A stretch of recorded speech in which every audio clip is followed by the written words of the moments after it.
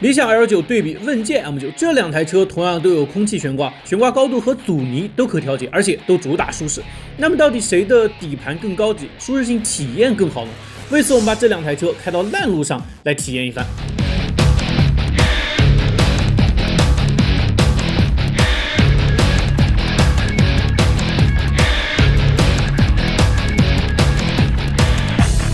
理想 L9 对于小坑洼的这个滤震表现，我觉得还是挺不错的。我们速度再加快一点。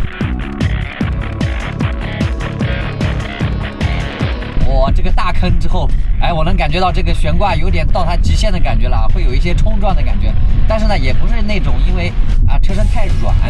导致的车身的颠簸就是坑洼确实是太大了，已经是有一点这种冲击力通过这个悬挂溢出了的感觉但是总体上我觉得还是不错的。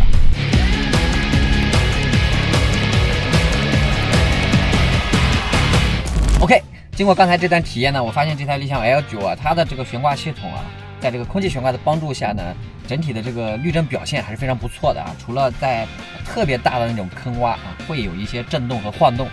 总体上呢，我觉得还是符合它的这个定位的。理想 L9 开着确实是比较舒服的，而且那台车我也开了很长一段时间，所以今天我更期待的是这台问界 M9 在同样的路段下，它的整体表现会怎么样？它的底盘和理想 L9 之间有哪些差别呢 ？OK， 然后我们直接同样设置着舒适模式，然后把空气悬挂的高度调节到最高，然后去通过这一段烂路。准备出发，咱们先慢速的过这些坑洼。其实，在低速下面的话，过这些坑洼的感觉也是比较柔和的。但是，我觉得对于这种小震动的处理相比理想 L9 来说呢，稍微再柔韧那么一点点，整体也是挺舒服的。但是，它并不像理想 L9 那种全部震动都给过滤掉。OK， 我们速度再快一点。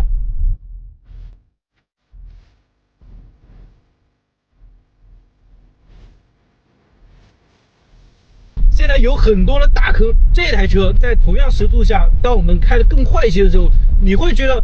它相比理想 L9 来说，反而会更加平稳一些。然后它面对这种大的冲击的时候，其实悬挂的处理要比理想 L9 做得更好一些，也就是说它后段的悬挂呢，支撑性会更好一些，包括整车内的晃动、颠簸感都会少一些。另外想说的一点就是，我们走这种烂路的时候，其实明显能感觉到这台车底盘的隔音表现也要比理想 L9 来得更好一些。然后过这种连续坑洼的时候，底盘的那种整体感还有厚重感都要比理想 L9 稍微再好那么一点点。总体来说，烂路体验理想 L9 对小震动的过滤更彻底一些，但底盘的高级感、厚重感以及隔音表现相比问界 M9 呢，还是稍微再弱了一点。